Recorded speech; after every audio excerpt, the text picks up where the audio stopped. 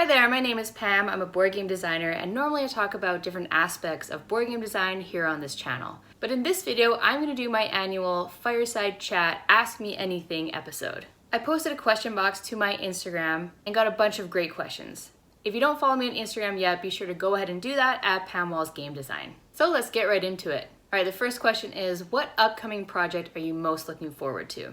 I would say the project I'm most looking forward to is my mobile game that I'm creating with a developer based on my board game that I created called Where the Wind Blows. So this is a board game that I worked on for a while and was getting very positive playtester feedback, but one of the criticisms or notes or feedback was that it played more like a solitaire game, like a multiplayer solitaire game, and could be possibly better as a mobile game. So I posted a job on Upwork looking for a developer to work with me because I don't have that skill set to actually build the game. And I found someone that I'm really enjoying working with, and so far they have done the first rough draft of the game, which I can show you here. And so it is like one of your typical sort of match 3 games, but the difference is that you'll be able to change the direction that the tiles move once tiles are removed from the grid. So this will be my first project that I will have full creative control over. I pitch my games to publishers. They then decide on the art and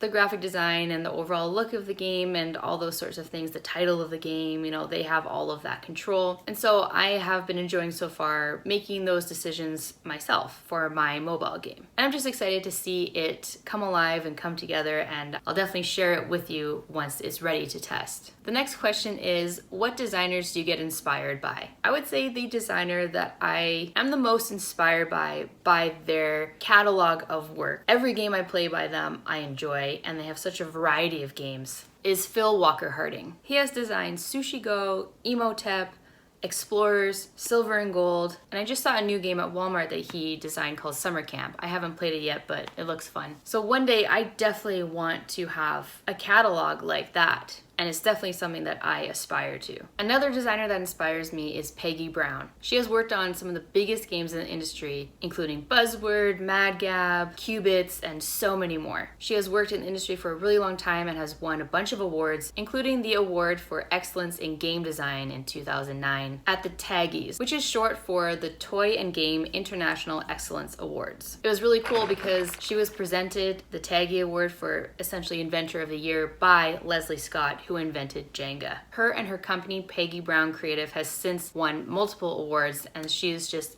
super inspiring. And I have actually met her in person, and when I went to the New York Toy Fair in 2020, I met up with her and she took me for lunch, and she said that I think it was the 30th time that she's been to the New York Toy Fair, and she answered some of my questions and was just super nice and helpful and friendly. And she told me that when I go for my 30th time to the fair, that I pay it forward and take out a new designer out for lunch myself. That was a really cool moment for me as a designer. Peggy is awesome. The next question is, other favorite hobbies besides playing / designing board games. This actually took me a minute to think about, like, what else do I like besides board games? But there's actually quite a few. I really enjoy karaoke. I love going to karaoke bars, like the private ones. I don't really love singing in front of like a group of strangers, but if it's a private room with my friends, I love that. I also enjoy trying different crafts and doing different sort of creative things. Like I learned how to cross stitch and I made this, which is pretty cool. And I learned how to hand knit and I made this blanket. So that's pretty cool, I guess. I like doing puzzles. I like going for walks and working out. I really enjoy watching movies. I just joined this app called Letterboxd if you want to friend me over there. My name is Pam Jam, double M's for both, where I rate movies. And that's fun because I always forget, like, what movies did I watch this past year? But it's nice to keep track of the movies that I watched and what I rated them. Although lately I've been rewatching classics and some of my favorite movies. But going to the cinema and going to the theater is one of my favorite things to do. I also really enjoy playing video games. I don't have a console. I don't have an Xbox or a PS5 or whatever. I just play on my phone. It's not ideal. Like, the screen is small, but I just download games on my phone and play them. They're mainly like adventure style, like point and click type of adventure games. That's what I enjoy. Or different sort of puzzly escape room kind of games. I've been trying to keep track of those as well because, again, just like podcasts, movies, whatever, I like to keep track of them because otherwise I'll forget all the different things that I've played. So there's another app called GG that I joined where I try and keep track and rate video games or mobile games. So if you want to be my friend on there too, I'm at Pam Walls on that app. I'm trying to get more into reading. I have started a habit of reading 1 chapter a day, and that's been working really well because before it was just, I'm going to try to read every day. And when you have sort of open-ended goals or tasks like that, they usually end up not happening because it's just a bit overwhelming when it's vague like that. So now I say I'm going to read 1 chapter every day, and that's been working really well. I'm currently reading Ready Player 2. I reread Ready Player 1 and now I'm reading Ready Player 2, and I really, really enjoy this series. I also really enjoy listening to podcasts. My day job is a delivery driver, so I have a lot of time to listen to podcasts. And so some of the topics that really interest me are investing and financial independence and like optimizing your life. So some of the podcasts I recommend for those topics are Choose FI and All the Hacks. I'll list some of my other favorite podcasts here if you're interested. All right, the next question is, what is your favorite game to recommend to others? And so I thought about this question and I interpreted it as, what game would I want someone to play who maybe doesn't play board games that often, so that they would possibly get hooked and want to really get into games and open them up to the world of board games. That's how I sort of interpreted this. And so I came up with 3 games. The first one is Istanbul, the dice game. It is so much fun, but I feel like people who maybe don't play a ton of games would really pick it up quickly and enjoy it and be like, oh my god, what other games would you recommend? It's super, super fun. I really enjoy it. So that's probably the number 1 game that I would recommend to others. So the second one I was gonna say is King of Tokyo, because it's a guaranteed fun time. And again, there's dice rolling, which I think that just everyone loves. And even if you're not super into board games, you'll enjoy rolling dice. There's a little bit of Take That where you can attack other players, which can be fun if it's done in the right way, and this game does do it in the right way. There's not a ton of it, there's a little bit of it. And so that can create a really fun, competitive atmosphere. And then the last one is my favorite party game, Just One, which is always a fun time. It's the most simple concept. I say this all the time that I wish I had thought of it, but that is the game that I would recommend at a party. It is the quintessential party game, in my opinion. All right, the next question is, what would it take for a new CCG to succeed? And I have to say, this is not my area of expertise. So if you don't know, CCG stands for Collectible Card Game, otherwise known as TCG, Trading Card Game. So these are games like Magic the Gathering, where you start with a starter pack, like a starter deck, but then you can buy different booster packs to add to your collection of cards, and then you draw from your library of cards to create a deck before you play an opponent. This style of game was first introduced by the game Magic the Gathering. And I have to tell you that I actually haven't ever played Magic. As a designer, I love to try and play every game possible. It is on my list. I will play it, but I haven't yet, so I'm not probably the best person to answer this. I thought about it, and the best I could come up with is more of a marketing ploy than anything. And it would be the idea of the golden ticket. I don't know if they've done this already, maybe they have. But if they had, a certain limited number of cards, if one were in a booster pack that you bought, it would then be your ticket to go to a special tournament or whatever. But as far as gameplay goes, I haven't played it, so I'm not the best to speak on that. If you have an idea for how a collectible card game or a trading card game could succeed, be sure to add it in the comments. All right, the next question is, how many different mechanics in a game is too many? And this really is, it truly is impossible to, there's no rule for this answer. So what I would say is that if your playtesters are suffering from analysis paralysis, they're just sitting there, they're overwhelmed, they don't know what to do on their turn, or if the games are dragging on, you could maybe look at potentially the game having too much going on mechanics-wise. So you could try streamlining the gameplay, streamlining the mechanics, potentially taking some things out, but it absolutely is game dependent. You could play a fantastic game that uses 6 or 7 different mechanics, or a great game that uses just one. So as long as the gameplay is working, it truly doesn't matter how many mechanics you have going on under the hood. Okay, the next question is, how do you log your ideas and track your progress? So I use the Notes app in my phone to jot down any new ideas that come to me. I'll then decide if any of those ideas should actually be prototyped and play tested. If they are, and then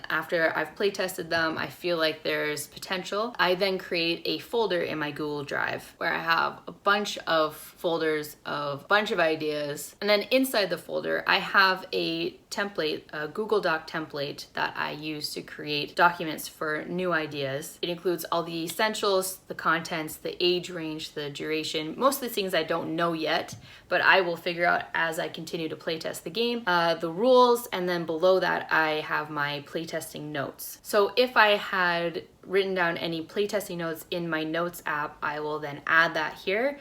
And if you didn't know this, in Gmail, it automatically creates a notes folder. So this is for iPhones, so I don't know if this is for Androids as well. But in Gmail, there's a notes folder, and that has all of your notes from your phone in that folder already. So I'll go to the notes folder in my Gmail, I'll copy and paste those notes into the playtesting notes section of the Google Doc for that game. Then, as I continue to playtest, I will add my playtesting notes to this playtesting notes section of this document. So this is all below the rules and the game information. I like to keep it all in one document. I used to have my playtesting notes separate from my rules, but just having it all in one document just makes it easier. When I take notes during my playtest, I do have a physical notebook. I will write down my notes. I did try having my computer and just typing things in as I went, but I just felt like disconnected from my playtesters when I did that. Like I was typing and trying to watch and see what was going on at the same time.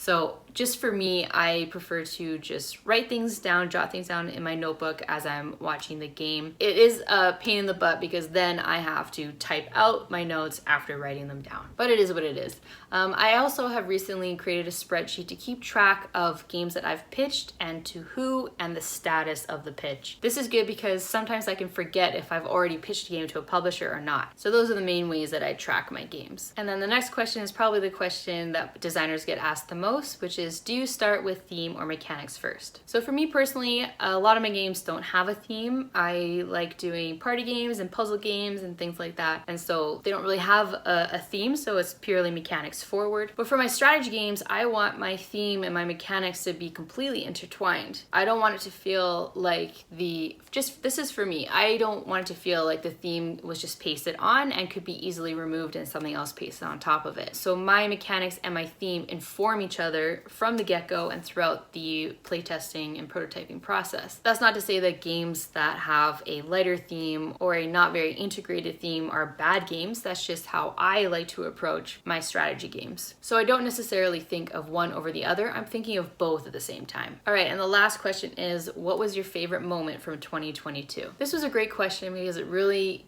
sometimes I need to purposefully and intentionally reflect on things and not constantly be thinking about the next thing. And so I look back on the past year and I thought of 3 favorite moments from the past year. And I also looked at it from the lens of as a board game designer. So my 3 favorite moments as a board game designer for the past year. And the first one I'll say is that I went to a publisher's office in Seattle who I'm working with on a game that's coming out next year in 2024. And so I got to go to their office and see their office space and see all their games on a shelf, that they've published, and just seeing this really cool office in downtown Seattle was really, really cool. And then they put me up in a hotel and actually paid for a hotel for me to stay in while I was there. And I just felt like such a big shot. It definitely was like a made it moment that a publisher would pay for me to come down to their offices and put me up in a hotel. I remember looking out the window in the hotel and just being like, wow, so cool. The next one I will say, it happened in December 2022. I got an email from a different publisher who is publishing one of my games coming out in the spring 2023, so in a few months. They sent me an email, and of course, anytime I get an email from a publisher, I assume that it's bad news. I assume they're telling me that they're canceling the contract, or I don't know. So I got an email from them. I was just waiting for bad news, but it was actually, they were sending me mock-ups for the game. And when I saw the game box and the rules, oh my God, I'm so excited about this game. It looks awesome. It's like they took what I had pictured in my mind of what it would look like and they made it exactly how I saw it in my mind. So I can't wait to share that with you, hopefully soon. But the coolest thing was seeing my name on the front of the box. And that is something that I absolutely bring up during negotiations with the publisher. That is one of my top things that I want to have, is to have my name on the front of the game box. And so to see my name on the front of another game box was just such an amazing moment as a designer. And the third moment I will say is that one of the times I was in Seattle playtesting this game, it was a family with a mom and 3 young daughters. And when we were gathering feedback after the playtest, one of the little girls said, "This isn't like a normal game, it's an adventure." And I was just like, yes, like, oh my God, that's exactly what I was going for. And so just seeing someone else play a game that you have been working on and creating for so long, to actually see it in action, and to see especially a young kid and a young girl get it and have so much fun and just see it as, yeah, an adventure. That's what I have been going for. That was one of my top moments ever as a designer, for sure. All right, that does it for this AMA. Thank you to everyone who submitted questions. If you have any other questions, please be sure to let me know in the comments. But I hope you enjoyed this video. If you did, please be sure to like and subscribe. One of my goals for 2023 is to reach 1,000 subscribers, and I think I'm about 270-ish subscribers away from that goal, so I would love if you would help me reach that milestone. And of course, follow me on Instagram and other social media at Pam Walls Game Design. Thanks for watching, and I'll see you in the next video.